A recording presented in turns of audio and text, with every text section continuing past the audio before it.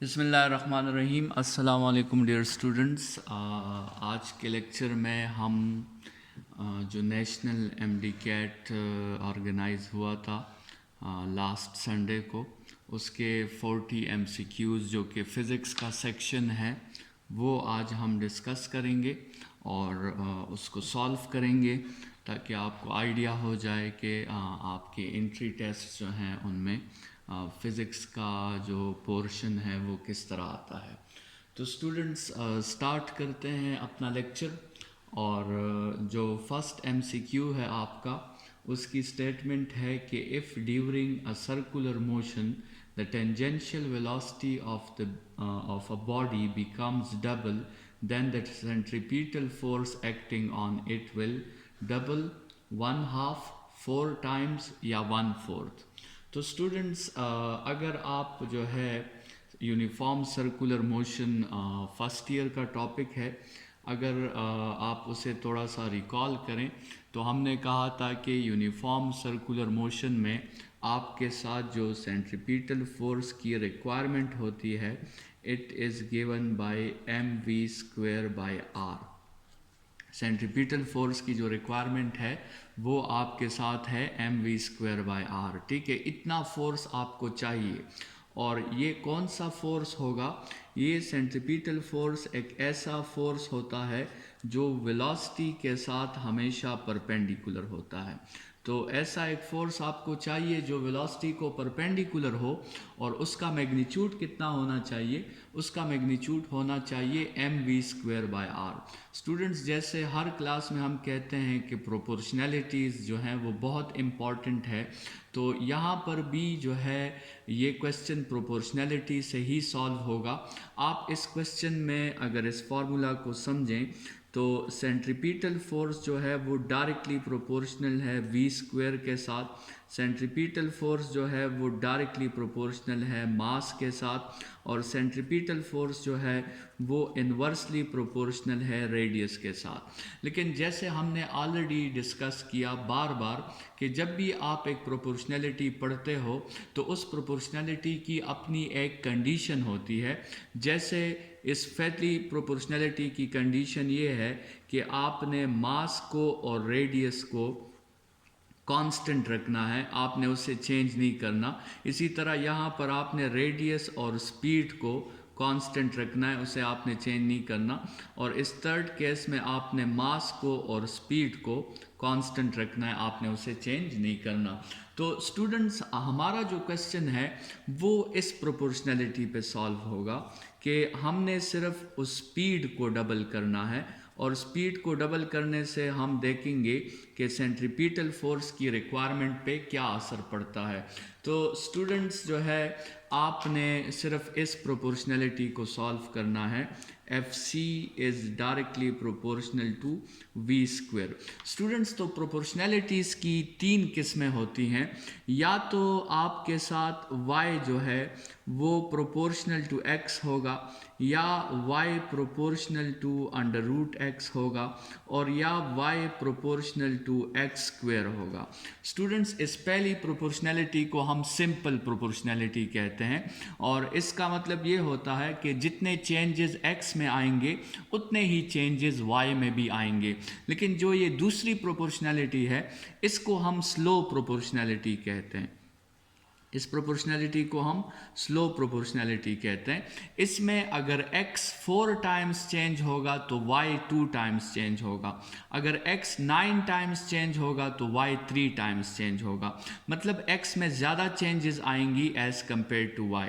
और ये जो तीसरी प्रोपोर्शनैलिटी है, इसको हम इंटेंस प्रोपोर्शनैलिटी कहते हैं। इंटेंस प्रोपोर्शनैलिटी का मतलब ये है कि x में थोड़ा सा चेंज y में ज़्यादा चेंजेस प्रोड्यूस कर सकता है। अगर x डबल हो गया तो y 4 टाइम्स हो जाएगा, अगर x 3 टाइम्स हो गया तो y 9 टाइम्स हो जाएगा। तो स्टूडेंट्स, यहाँ पर जो आपके साथ जो है प्रोपोर्शनैलिटी हमारे साथ है वो भी इंटेंस प्रोपोर्शनैलिटी है। मतलब अगर हम इसका ग्राफ बनाना चाहें, फोर्स का ग्राफ बनाना चाहें, वेलोसिटी के साथ, तो स्टूडेंट्स जब वेलोसिटी 0 होगी उस वक्त फोर्स भी 0 होगी, जब वेलोसिटी 1 होगी उस वक्त फोर्स भी लेट्स सपोज 1 होगा। लेकिन जैसे ही हम वेलोसिटी को 2 कर देंगे स्टूडेंट्स, फोर्स 2 नहीं होगा बल्कि फोर्स 4 हो जाएगा। और आपके साथ ये एक पॉइंट यहाँ आया, ये दूसरा यहाँ आया, तीसरा पॉइंट आपके साथ यहाँ। तो इस तरह का एक इंक्रीजिंग ग्राफ आपके साथ बनेगा।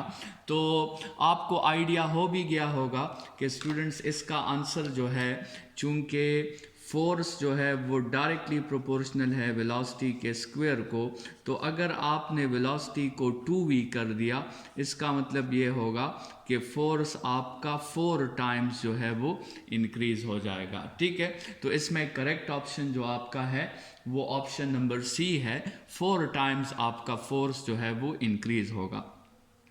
अच्छा स्टूडेंट्स, कभी कभार ये क्वेश्चन इस तरह भी आ सकता है कि लेट्स सपोज एक बॉडी है जिसका मास m है, वेलोसिटी उसकी v है, रेडियस उसका r है, तो सेंट्रीपिटल फोर्स की रिक्वायरमेंट लेट्स सपोज x है। अभी आपसे वो कहेंगे कि एक दूसरी बॉडी है जिसका मास 2m है, जिसकी वेलोसिटी 2v है और जिसका रेडियस r है। रेडियस हमने चेंज नहीं किया।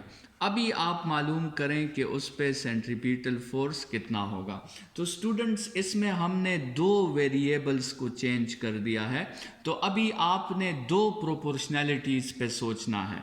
एक तो आपको पता है कि सेंट्रीपिटल फोर्स डायरेक्टली प्रोपोर्शनल है मास को, और दूसरा आपको पता है कि सेंट्रीपिटल फोर्स डायरेक्टली प्रोपोर्शनल है वेलोसिटी स्क्वायर को, और रेडियस को तो हमने चेंज नहीं किया, तो उस प्रोपोर्शनैलिटी को आप यूज़ मत करें।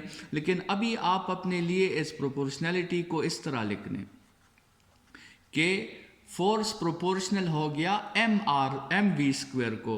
तो स्टूडेंट्स, अभी आप देख सकते हैं कि m की जगह आप 2m पुट कर दें और v की जगह आप 2v होल स्क्वायर पुट कर दें, तो ओवरऑल जो सेंट्रीपिटल फोर्स होगा वो आपके साथ बन जाएगा 4 2s are 8 mv स्क्वायर। तो पहले let's suppose force mv square था, अभी 8 mv स्क्वायर हो गया है, तो न्यू फोर्स जो होगा वो 8 टाइम्स इंक्रीज हो जाएगा। तो स्टूडेंट, सिर्फ इस प्रोपोर्शनैलिटी पे जो हमारा क्वेश्चन आया है MDCAT में, वो इसी तरह और क्वेश्चंस भी बना सकते हैं जिसमें वो सिर्फ स्पीड को चेंज ना करें, वो मास और रेडियस को भी साथ में चेंज कर दें। स्टूडेंट्स, ये क्वेश्चन आपका इस तरह भी हो सकता है कि लेट्स सपोज एक बॉडी का मास m था, स्पीड उसकी v थी, रेडियस उसका r था, तो सेंट्रीपिटल फोर्स x के इक्वल है। तो अभी जैसे इसमें हमने कहा हमारा फोर्स किसके इक्वल हो जाएगा, 8x के। लेकिन अगर वो कह दें कि एक बॉडी है जिसका मास अब 8m के इक्वल है, स्पीड उसकी जो है लेट्स सपोज 2v के इक्वल है और रेडियस उसकी 4v के इक्वल है, तो अभी उसका सेंट्रीपिटल फोर्स 4r के इक्वल है, तो अभी उसका सेंट्रीपिटल फोर्स किस तरह होगा। तो अभी स्टूडेंट्स, आप देख सकते हैं कि तीनों क्वांटिटीज चेंज हो गई हैं। मतलब इस वक्त आपने अब ये प्रोपोर्शनैलिटी यूज़ करनी है, तीनों को कंबाइनली आपने यूज़ करना है। तो स्टूडेंट्स, मास की जगह तो आप 8m लिख लें, ठीक है, और रेडियस की जगह आप जो है 4r लिख दें और यहाँ पे 2v का स्क्वायर ले लें। तो अभी आप इसको सॉल्व करें और देखें कि क्या कांस्टेंट बाहर निकलता है। तो ये 4 हो जाएगा, 4 इस 4 के साथ कैंसिल, आपके साथ mv square by r, 8 mv square by r। तो इसका मतलब ये भी आपके साथ 8 टाइम्स जो है वो फोर्स इंक्रीज हो गया है। तो इस तरह के प्रोपोर्शनैलिटी के क्वेश्चंस जो हैं वो आपके आ सकते हैं, इस पे आप प्रैक्टिस जो है वो जारी रखें। ये आपका था question number 1। Students, question number 2 जो है उसकी स्टेटमेंट ये है कि under what condition an object will have zero displacement but non zero distance. वो कौन सी कंडीशंस हैं जिस पे बॉडी का डिस्प्लेसमेंट ज़ीरो हो जाता है लेकिन उसका डिस्टेंस जो है वो ज़ीरो नहीं होता। स्टूडेंट्स, डिस्टेंस एक स्केलर क्वांटिटी है और डिस्प्लेसमेंट एक वेक्टर क्वांटिटी है, और वेक्टर क्वांटिटी जो है वो डायरेक्शन पर डिपेंड करता है, और जब भी किसी वेक्टर क्वांटिटी का स्टार्ट और एंड सेम हो जाए तो वो वेक्टर क्वांटिटी ज़ीरो हो जाती है। मतलब लेट्स सपोज आप एक एग्जांपल लें कि एक बॉडी ए से बी की तरफ गया 50 मीटर, फिर बी से सी की तरफ गया 20 मीटर, फिर सी से डी की तरफ गया 50 मीटर, और फिर वापस डी से ए की तरफ आ गया 20 मीटर। तो स्टूडेंट्स, इन्होंने डिस्टेंस कितना कवर किया है? डिस्टेंस इसका हो गया, क्योंकि डिस्टेंस में तो हम डायरेक्शन को डिस्कस ही नहीं करते, डिस्टेंस को तो हम डिफाइन ही इस तरह करते हैं कि it is the actual path followed by the moving body. तो एक्चुअल पाथ तो ये है, तो 50 + 20 + 50 + 20 ये हो गया 140 मीटर। लेकिन स्टूडेंट्स, इनका डिस्प्लेसमेंट जो है, डिस्प्लेसमेंट किस तरह डिफाइन होता है कि it is the shortest path between start and and. तो इनका तो स्टार्ट भी यही है और एंड भी यही है, स्टार्ट और एंड दोनों पॉइंट्स कोइंसाइड हो गए हैं, तो इनका डिस्प्लेसमेंट आपके साथ होगा 0 मीटर्स। तो कोई भी ऐसा एग्जाम्पल जिसमें लूप कंप्लीट हो गया हो, जिसमें क्लोज पाथ कंप्लीट हो गया हो, उस एग्जाम्पल में स्टूडेंट्स आपका डिस्प्लेसमेंट तो ज़ीरो होगा, लेकिन डिस्टेंस जो है वो आपका ज़ीरो नहीं होगा। इसी तरह एक और एग्जाम्पल लें कि एक बॉडी सर्कल में मोशन कर रही है, पॉइंट ए से वो स्टार्ट उसने की और वापस पॉइंट ए की तरफ आई, और उसने एक ऐसे सर्कल में डिस्टेंस कवर किया है जिसका रेडियस 5 मीटर है। तो स्टूडेंट्स, अगर ये पॉइंट ए से स्टार्ट लेगी और वापस पॉइंट ए तक आएगी, तो इसका जो डिस्टेंस होगा उसके लिए हमारे साथ फॉर्मूला है 2πr, और r की जगह आप 5 पुट कर दें तो उसका डिस्टेंस होगा 10 पाई मीटर। लेकिन अगर आप उसका डिस्प्लेसमेंट फाइंड करेंगे तो डिस्प्लेसमेंट उसका 0 मीटर्स होगा, क्योंकि उसका स्टार्ट पॉइंट और एंड पॉइंट आपके साथ सेम है, तो डिस्प्लेसमेंट उसका आपके साथ 0 मीटर्स होगा। तो क्वेश्चन को मेरे ख्याल में अब आप क्लियर हो गई होंगी कि वो मोशन जिसमें स्टार्ट और एंड आपका सेम हो, उस मोशन में डिस्टेंस तो 0 नहीं होता, लेकिन डिस्प्लेसमेंट उस मोशन में आपके लिए 0 होता है। तो स्टूडेंट्स, जो ऑप्शन है, पहला ऑप्शन है लीनियर मोशन।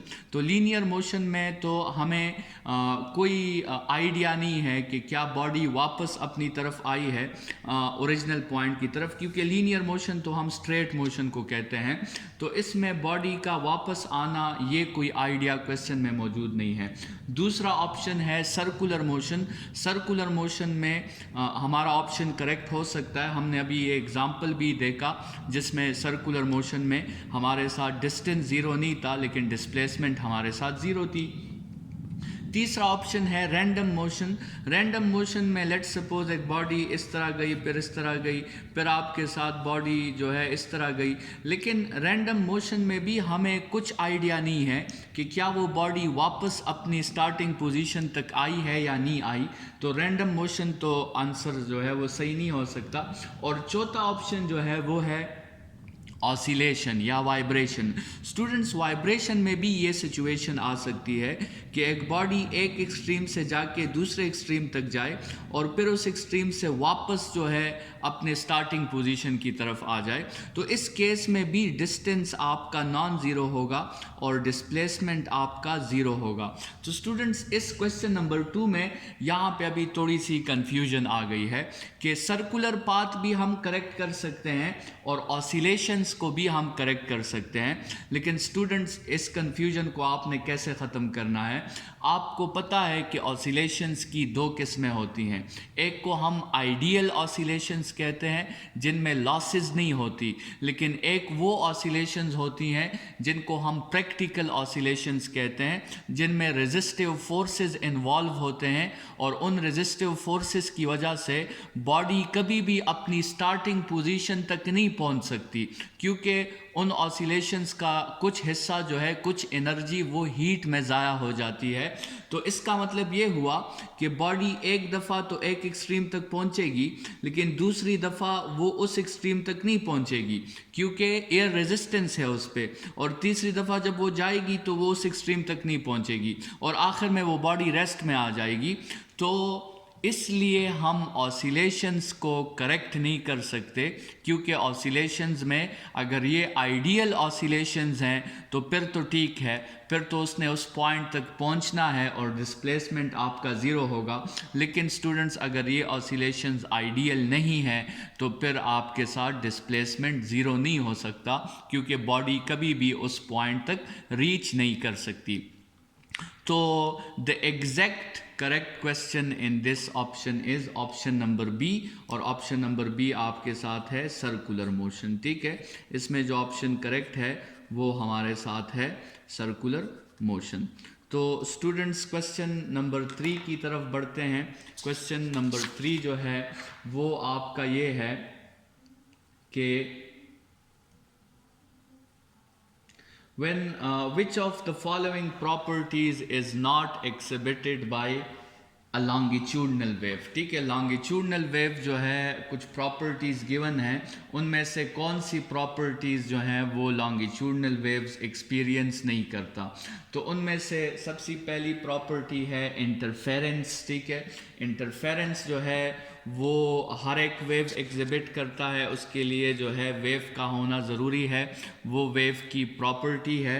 तो इंटरफेरेंस जो है वो तो अगर लॉन्गिट्यूडनल वेव है, अगर कोई वेव ट्रांसवर्स वेव है, अगर कोई वेव मैकेनिकल वेव है, अगर कोई वेव आपके साथ जो है वो इलेक्ट्रोमैग्नेटिक वेव है, सारे वेव्स जो हैं वो इंटरफेरेंस कर सकते हैं। कंस्ट्रक्टिव इंटरफेरेंस भी कर सकते हैं, डिस्ट्रक्टिव इंटरफेरेंस भी कर सकते हैं। और आपने जो है साउंड वेव्स जो कि लॉन्गिट्यूडनल वेव्स हैं उनकी इंटरफेरेंस के एक्सपेरिमेंट्स भी किए होंगे, जिसको हम रेजोनेंस ट्यूब कहते हैं। तो इंटरफेरेंस तो पॉसिबल है, लॉन्गिट्यूडनल वेव्स इंटरफेरेंस कर सकते हैं। दूसरा ऑप्शन है रिफ्लेक्शन का। रिफ्लेक्शन भी जनरली हर एक वेव कर सकता है। ठीक है, आपके साथ जो ये इकोज होते हैं और ये भी साउंड का रिफ्लेक्शन है, और साउंड एक लॉन्गिट्यूडनल वेव है, तो रिफ्लेक्शन जो है वो भी वेव्स की पॉसिबल है। तीसरा ऑप्शन आपके साथ डायफ्रैक्शन का है। डायफ्रैक्शन भी जनरली वेव्स की प्रॉपर्टी है, हर वेव डायफ्रैक्ट कर सकता है provided that the opening diameter is compatible with the wavelength. अगर उस ओपनिंग की डायमीटर जो है वो उस वेव की वेवलेंथ के कंपेटेबल है, उसके आसपास है, उसके इक्वल है, या उससे थोड़ी सी ज़्यादा या थोड़ी सी कम है, तो उस केस में हर वेव डायफ्रैक्शन कर सकता है। स्टूडेंट्स, फोर्थ ऑप्शन आपके साथ पोलराइजेशन है, और पोलराइजेशन जो है सिर्फ ट्रांसवर्स वेव्स पोलराइजेशन कर सकती है। लॉन्गिट्यूडनल वेव्स को हम पोलराइज नहीं कर सकते, क्योंकि लॉन्गिट्यूडनल वेव्स जो हैं वो ऑलरेडी जो है वो लाइन पे होती है। ट्रांसवर्स वेव जो होती हैं वो प्लेन्स पे होती हैं, और उनमें डिफरेंट प्लेन्स होते हैं। लेकिन जैसे आप इलेक्ट्रोमैग्नेटिक वेव्स की मिसाल ले लें, इलेक्ट्रोमैग्नेटिक वेव्स में 3 प्लेन्स होते हैं। एक प्लेन में इलेक्ट्रिक फील्ड वाइब्रेट करती है, दूसरे प्लेन में मैग्नेटिक फील्ड वाइब्रेट करती है, और तीसरे प्लेन में लाइट जो है वो आगे प्रोपिगेट करता है।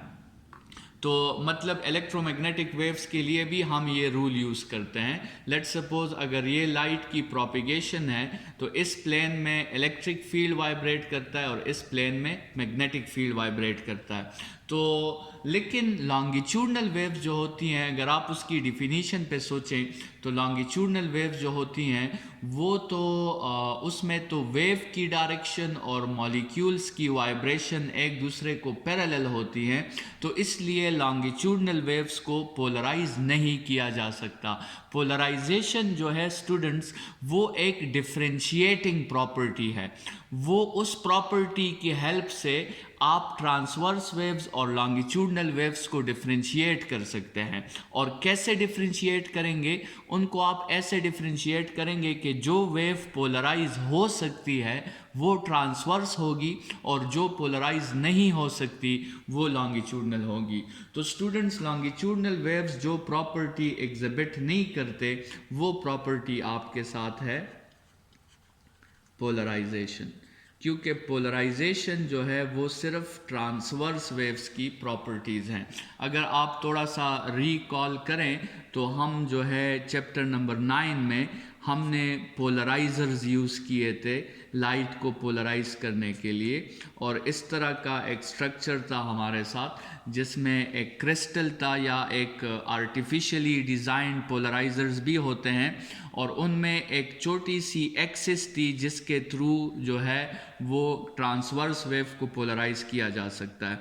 तो लेट्स सपोज अगर इससे एक लॉन्गिट्यूडनल वेव आ रही है, तो लॉन्गिट्यूडनल वेव में जो मॉलिक्यूल्स होते हैं वो आपके साथ जिस डायरेक्शन में वेव जा रही है वो मॉलिक्यूल्स उसी डायरेक्शन में वाइब्रेट करते हैं। लॉन्गिट्यूडनल वेव्स की तो डिफिनीशन ही यही है कि in which the vibrations of the molecules are parallel to the wave motion.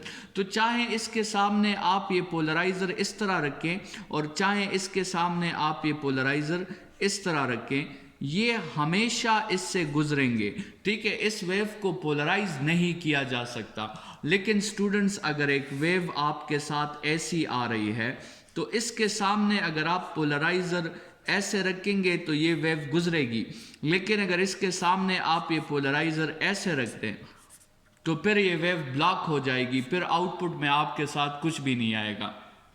तो इसलिए हम कहते हैं कि ट्रांसवर्स वेव्स को पोलराइज किया जा सकता है लेकिन लॉन्गिट्यूडनल वेव्स को पोलराइज नहीं किया जा सकता।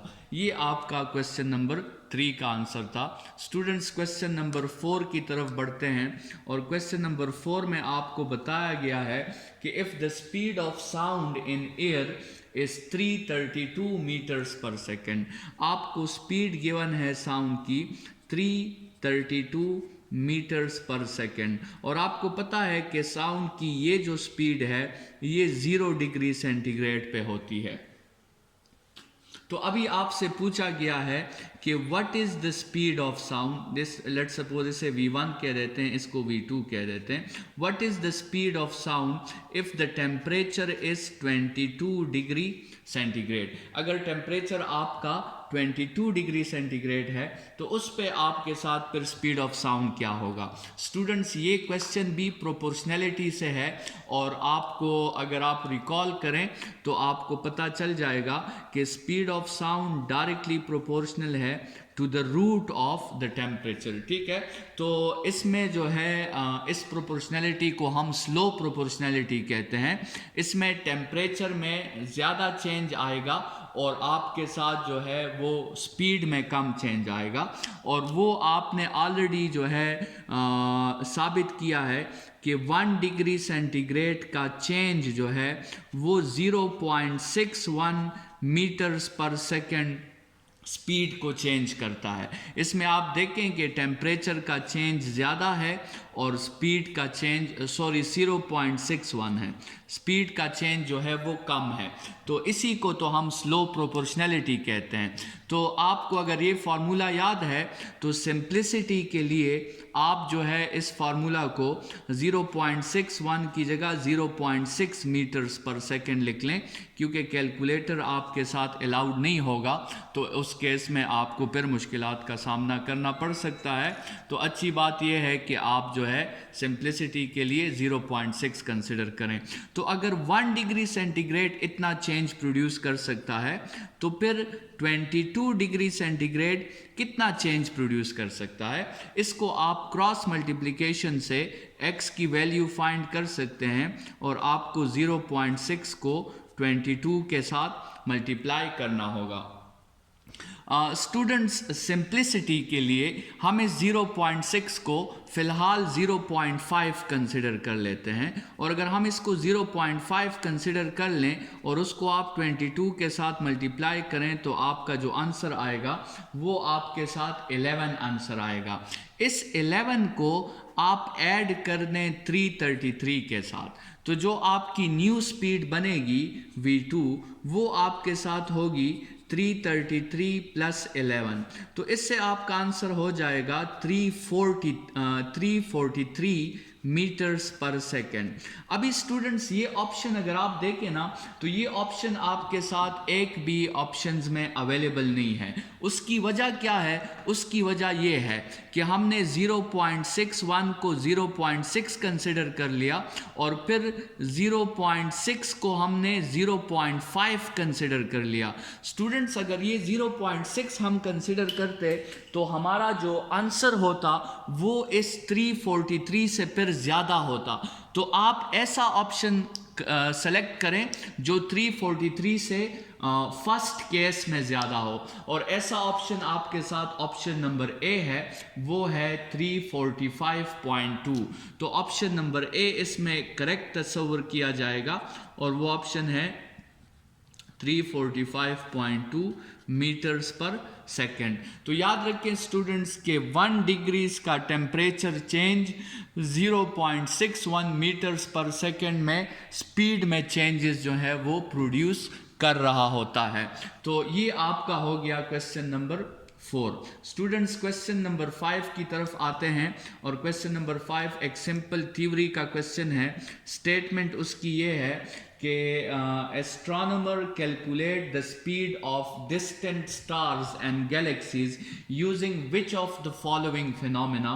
तो स्टूडेंट्स उसमें आपको पता है कि हम जनरली जो है वो डॉपलर्स इफेक्ट को यूज़ करते हैं डिफरेंट स्टार्स की स्पीड फाइंड करने के लिए, और डॉपलर्स इफेक्ट से आप कुछ जो आपके साथ डॉपलर्स इफेक्ट है वो कहता क्या है कि the apparent change in the frequency when the source and receiver are in relative motion, that is called Doppler effect। तो स्टूडेंट्स हम इससे ये भी मालूम कर सकते हैं कि स्टार हमारी तरफ आ रहा है, और हम इससे ये भी मालूम कर सकते हैं कि वो स्टार हमसे दूर जा रहा है। इन दोनों इफेक्ट्स को हम ब्लू शिफ्ट इफेक्ट और रेड शिफ्ट इफेक्ट कहते हैं।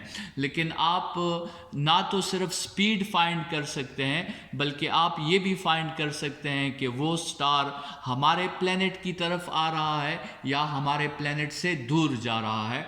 तो बहरहाल स्टूडेंट्स क्वेश्चन नंबर 5 का जो आंसर है स्टार्स और गैलेक्सीज की स्पीड फाइंड करने के लिए हम डॉपलर्स इफेक्ट यूज़ करते हैं, और ये आपने एप्लीकेशंस ऑफ डॉपलर्स इफेक्ट में भी पढ़ा होगा कि डॉपलर्स इफेक्ट की एप्लीकेशन क्या है कि इससे हम डिफरेंट हमारे यूनिवर्स में जो डिफरेंट स्टार्स हैं और गैलेक्सीज हैं उनकी स्पीड फाइंड करने के लिए हम डॉपलर्स इफेक्ट यूज़ करते हैं।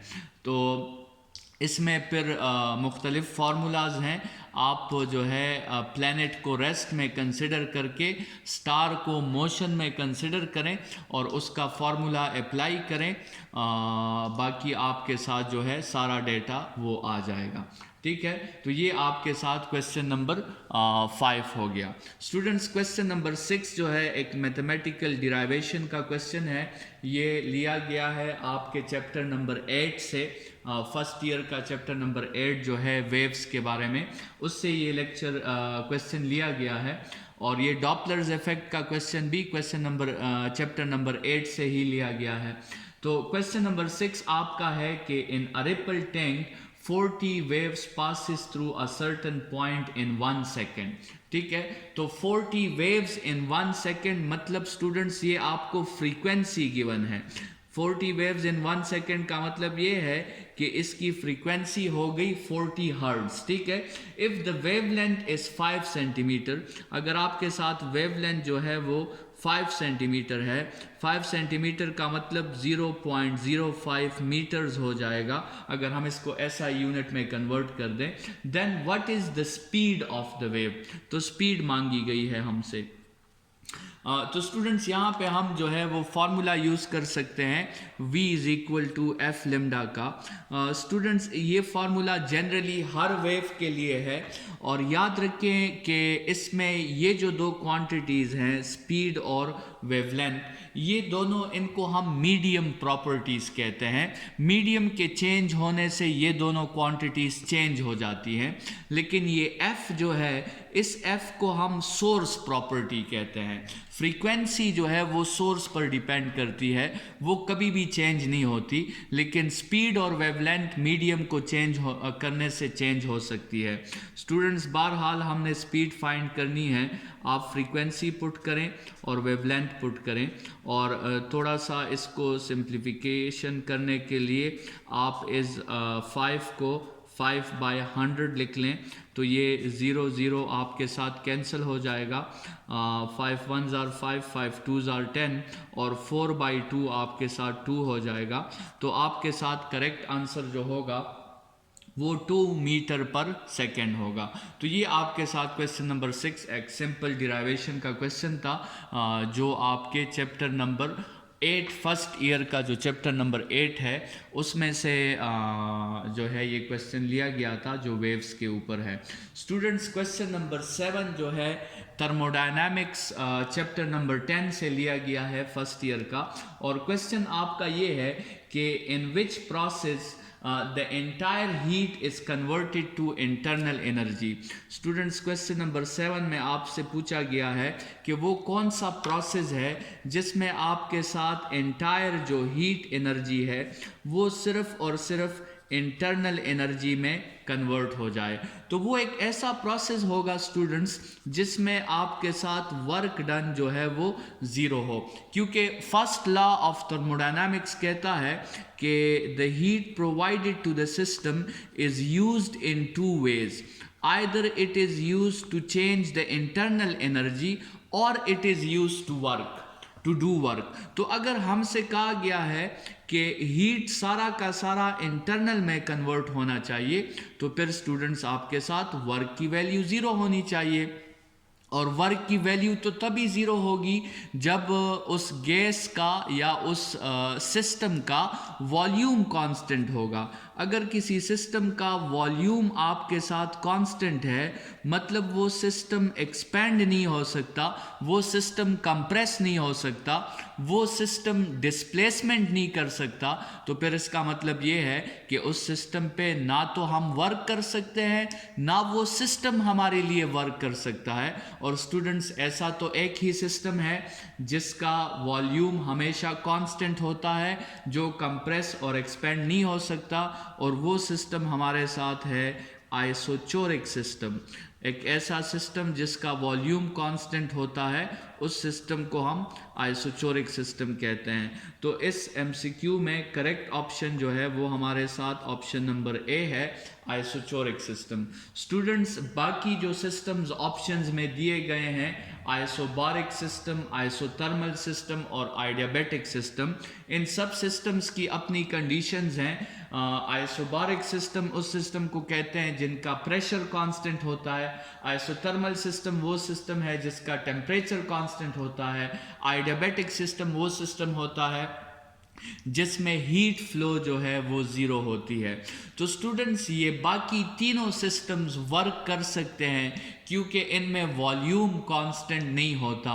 ये सिस्टम एक्सपेंड भी कर सकते हैं और कंप्रेस भी कर सकते हैं, लेकिन सिर्फ आइसोचोरिक सिस्टम जो है वो एक्सपेंड और कंप्रेस नहीं कर सकता, उसमें वर्क ज़ीरो होता है, और उसमें हीट एनर्जी कंप्लीटली जो है वो इंटरनल एनर्जी में आइडियली और प्रैक्टिकली कन्वर्ट हो सकती है।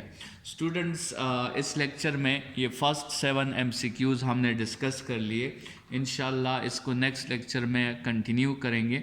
फ़िलहाल के लिए इतना ही। Thank you students.